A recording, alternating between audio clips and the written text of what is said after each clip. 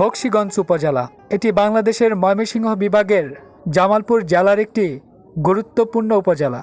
1983 সালে তৎকালীন হুসেইন মোহাম্মদ এরশাদের বিকেন্দ্রীকরণ কর্মসূচির আওতায় বকশীগঞ্জ থানাকে উপজেলায় রূপান্তরিত করা হয়। আর আজকের ভিডিওতে আপনাদের জানাবো বকশীগঞ্জ উপজেলার আদ্যপ্রান্ত আর দিব একটা কমপ্লিট ভ্রমণ গাইডলাইন। তো চলুন দেরি না করে ভ্রমণ গল্পটি শুরু করা যাক।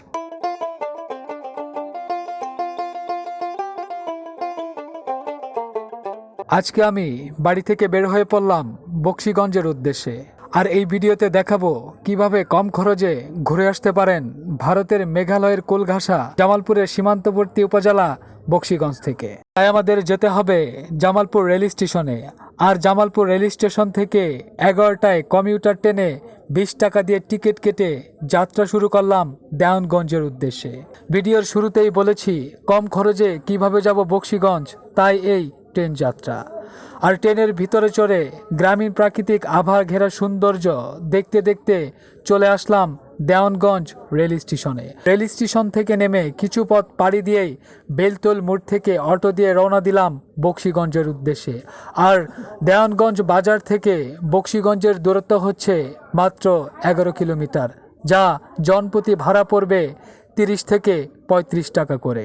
একটু দরদামাদামি করে নিলে হয়তো আরও একটু কমতেও পারে। গ্রামীণ অপরূপ দৃশ্য, চারদিকে সবুজ সবুজ গাছের সমারোহ, দিগন্ত বিস্তৃত মাঠ আর ছোট বড় অনেক কালভার্ট ব্রিজ পাড়ি দিয়ে চলে আসলাম বকশীগঞ্জ উপজেলা শহরে। এখন আমি অবস্থান করছি জামালপুর জেলা বকশীগঞ্জ উপজেলা বটতলা মোড়ে। আর এই মোড়টি হচ্ছে বকশীগঞ্জের সব থেকে টার্নিং পয়েন্ট মোড়। এখান থেকে আপনি বকশীগঞ্জের বিভিন্ন জায়গায় এবং জামালপুর সদরে যেতে পারবেন। আর এই মোড় থেকে আপনি ঢাকা, জামালপুর, শেরপুর এবং দেশের বিভিন্ন প্রান্তে যেতে পারবেন। মোড়টিকে বকশীগঞ্জের টার্নিং পয়েন্ট মোড় বলা হয়। চলুন এক নজরে জেনে নেই এই বকশীগঞ্জ উপজেলার বিস্তারিত ইতিহাস।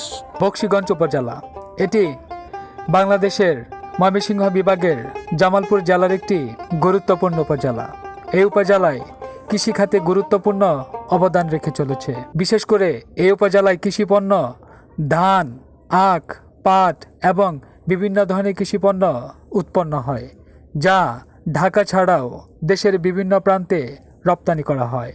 আর এই উপজেলার মোট আয়তন হচ্ছে 138.39 বর্গ কিলোমিটার এবং জনসংখ্যা হচ্ছে 65.568 জন।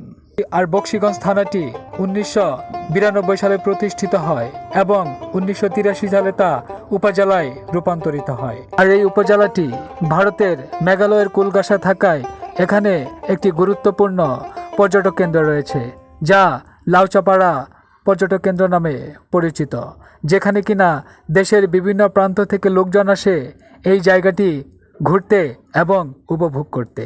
আর বিশেষ করে পর্যটন ক্ষেত্রেও এর এক অভূতপূর্ণ অবদান রয়েছে এই উপজেলার কাছে।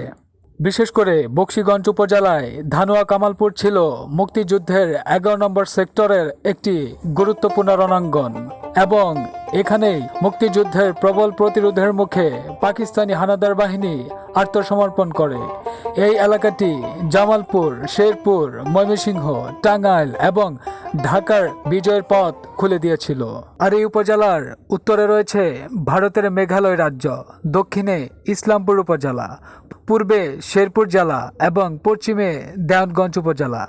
আর এই উপজেলার উত্তর পূর্ব অংশে গারো পাহাড় অবস্থিত।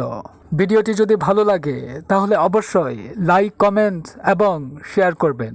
ততক্ষণ পর্যন্ত সকলেই ভালো থাকেন, সুস্থ থাকেন। আল্লাহ হাফেজ।